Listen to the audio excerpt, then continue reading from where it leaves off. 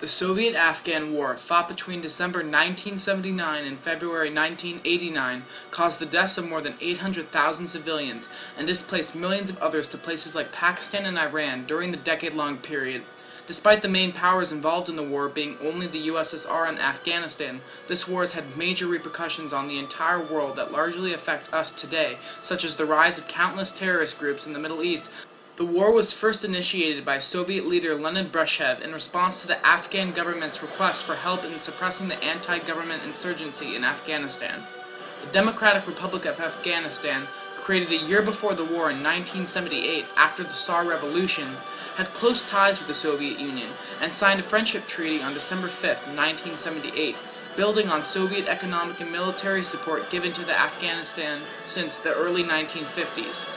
The Friendship Treaty allowed Afghanistan government to call upon the Soviets for help whenever they needed, and this caused Brezhnev to instigate a war in Afghanistan against the insurgents. The war was fought between Soviet-led Afghan forces against the multinational insurgent groups called the Mujahideen, which was composed of two alliances, the Peshawar 7 and the Tehran 8. The foreign powers such as the United States and the United Kingdom saw a chance to make life difficult for the USSR, and they began to supply the Mujahideen rebels with weapons and monetary aid. Initially, the Soviets succeeded in their takeover of the country and gained control of the government. However, around 80% of the country was able to remain free and was able to mount military resistance against the Soviet Union. The Mujahideen forces consisted of around 200,000 strong and had a considerable weapon power due to the aid from foreign powers.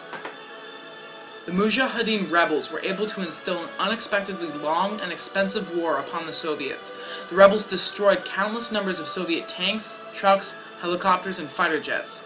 The introduction of anti-aircraft weaponry such as the Stinger missiles by the US allowed for the Mujahideen forces to be able to combat the Soviet air attack and massively slow the advance of Soviet forces. At the start of the war, in March 1979, the USSR began to give massive military aid to the Democratic Republic of Afghanistan, including hundreds of advisors once the US started to scale down its presence after the murder of its kidnapped ambassador. Afghanistan soldiers started a mutiny in Herat, massacring Soviet citizens before the rebellion was crushed. In Afghanistan, Hafizullah Amin emerges as the Democratic Republic of Afghanistan's leader, during which President Nur Mohammad Taraki is killed. Requests for large numbers of Soviet forces to combat the growing insurgency continue under Amin's administration.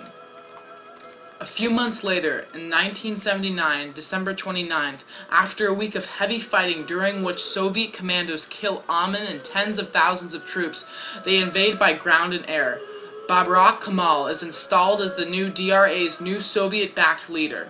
The invasion has begun, and the USSR sends in massive air and ground support into main centers of Afghanistan, such as Kabul.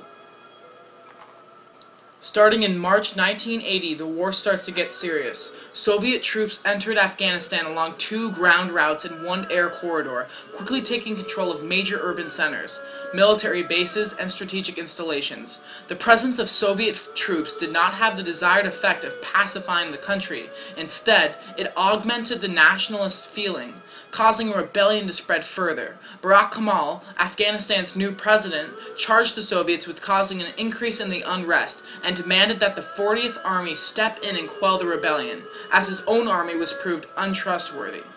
Thus, Soviet troops found themselves drawn into fighting against urban uprising, tribal armies, and sometimes against mutinizing Afghan army units. About 6 months later, in 1980, resistance from the Mujahideen rebels strengthens and the fight to repel the Soviet advance intensifies. Countries such as the US, UK, and Saudi Arabia begin to supply the Mujahideen rebels. The US also leads a boycott against the 1980 Olympics in Moscow. In 1982, the UN General Assembly starts to investigate the USSR's military movement in Afghanistan and the demand for the Soviets to withdraw from Afghanistan. 4 years later, in 1986, the US begins the supplying of Mujahideen rebels with Stinger missiles.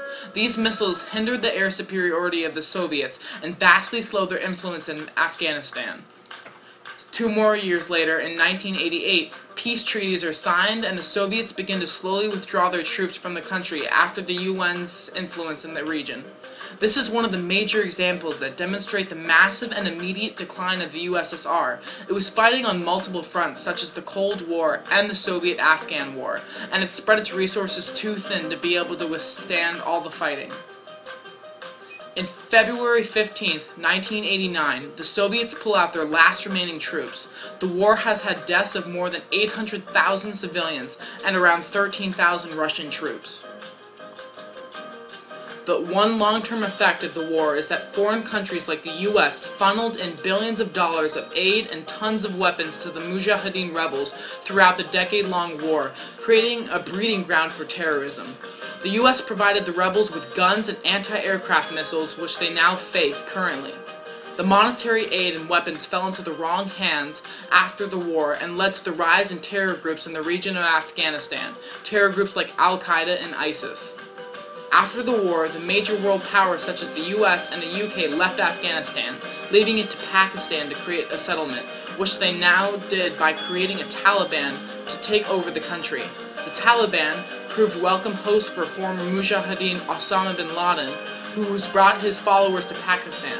The result of the Soviet invasion, wars and years of neglect that followed led to the attacks of 9/11 and many terrorist attacks all over the world.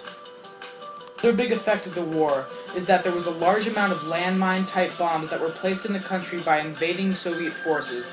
These bombs, many times mistaken for toys by children, are being blown up literally in the hands of children. An estimated 10 to 15 million landmines were left by the Soviet Union after the war. The effects of the war were devastating both for the people of Afghanistan, who observed almost 1 million of their own die, and for the Soviets, who declined rapidly, eventually to fall after the war. If not for the Soviet-Afghan War, there would be no major terrorist threats, at least to the extent that they exist now, because they would have no leverage or means to spread terror.